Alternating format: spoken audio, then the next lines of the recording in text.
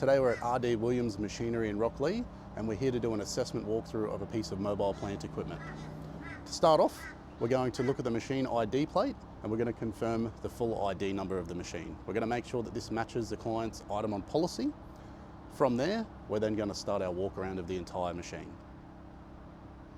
Now that we've identified the machine, the next thing we're going to do is we're going to do a walk around of the machine. So first we're going to make sure that the area is safe to do so. Once we've done that, we're going to do a visual inspection of all sides of the machine to identify any obvious damage, any safety hazards, and to understand what we're assessing. So the next part of the machine we're going to look at is the hydraulic system. So depending on the type of impact or incident that's occurred, the brains of your machine is your hydraulics, which is run by your engine. Your hydraulic system controls all of your functions of your machine through a series of valves and solenoids. We're going to make sure that the hydraulic pump hasn't taken a direct impact. We're going to have a look at all the surrounding componentry, and we're going to make sure that the subframe and bump rail assemblies are intact. So next up, we're going to have a look at our engine. We're going to make sure that, one, if it's been a rollover, we're going to check the bearings, make sure that it hasn't run dry of oil.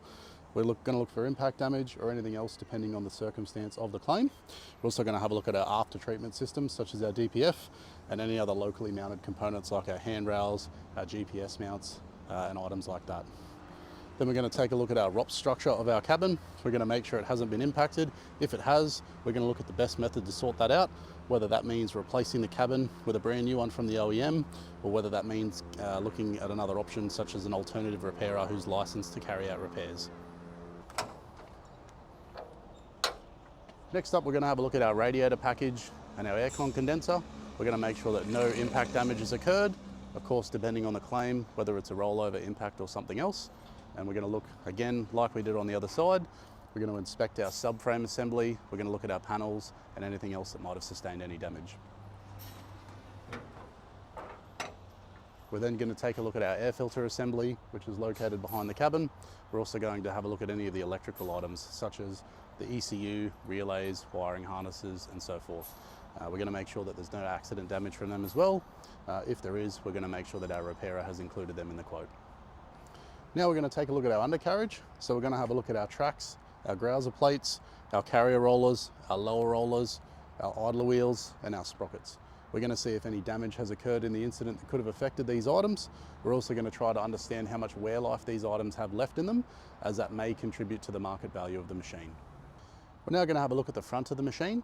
We're going to inspect our boom and dipper arm. We're going to make sure that there's no bending, cracking, any hydraulic leaks, any cylinders that have been damaged. We're also going to take a look at the implements that are fitted to this machine. So this machine's running a fairly standard operation, a quick hitch and a mud bucket. However, there's plenty of options. There's a lot of variation in the earth moving world, and we want to understand, have these items been damaged? We also want to understand what is fitted to the item, what is on policy, so that we can better understand the market value of the item.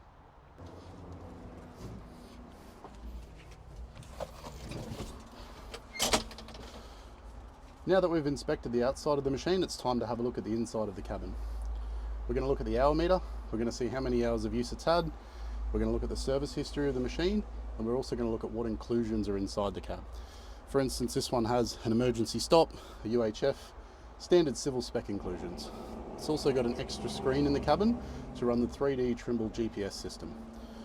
We're inspecting these items to try and identify the market value of the machine, but also to understand if any of these items have been damaged depending on the type of claim that's occurred.